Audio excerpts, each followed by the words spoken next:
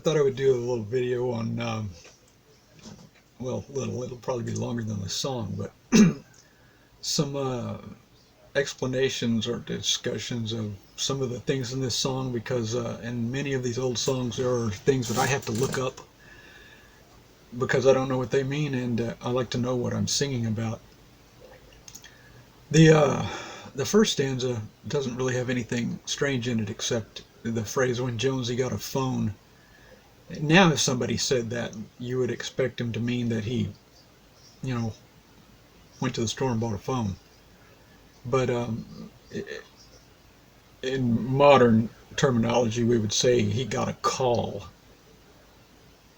In the United States, anyway, that's how it would probably be said. Maybe in Britain, you would say Jonesy got a ring or something like that. And then later down in the chorus part,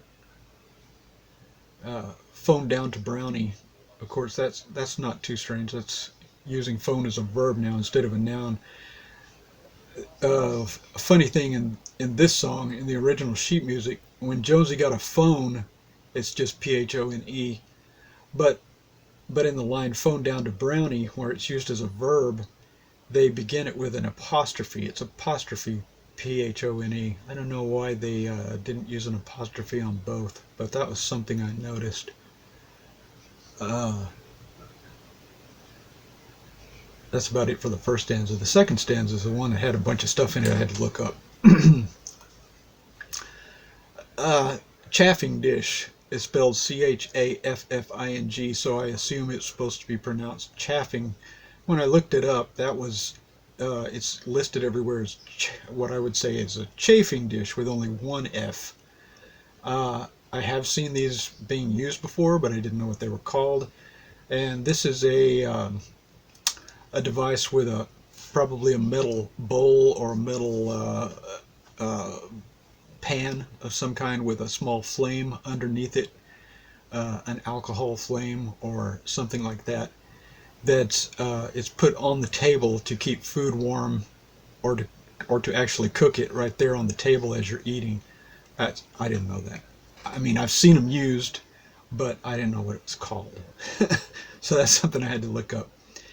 And then right after that, he bought a soup and fish.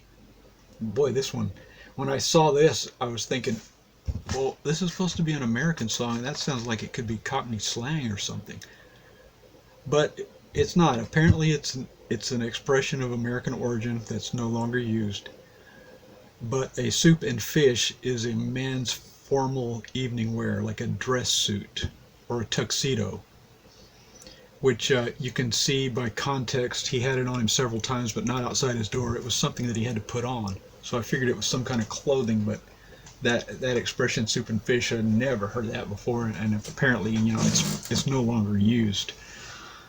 Let's see. Speaker of this one, yeah. And then back down in the chorus is the next one. Get out your old Duke's mixture. Uh, I knew this was tobacco of some kind. It would have to be because it's about filling up his pipe. The whole song is about filling up his pipe and smoking his pipe and not going out. But I'd never heard of this particular type of tobacco before. And this is something that's sort of historical interest to me. Um, Duke's mixture was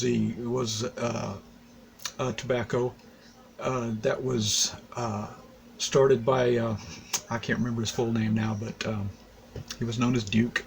He was he was in the Civil War, I believe, and after he returned home, once again, I should have looked all this up again to refresh my memory. I can't remember if he was on the North or South, but he was pretty much broke after the war, and about all he had left was a little bit of land, which he sold all of his land to make some money, and then leased a small part of it back from the person he sold it to, so he would have a place to live and a small farm that he could work.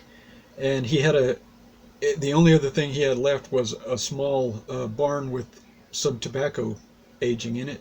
So he finished curing it and everything that you need to do, and then took it to market and sold it so that he finally had some money that he could do things with, like start his farm, and he continued as a tobacco farmer. And he eventually began a company called the American Tobacco Company. And Duke's Mixture was his first tobacco, which I believe was probably cut as what's called a shag.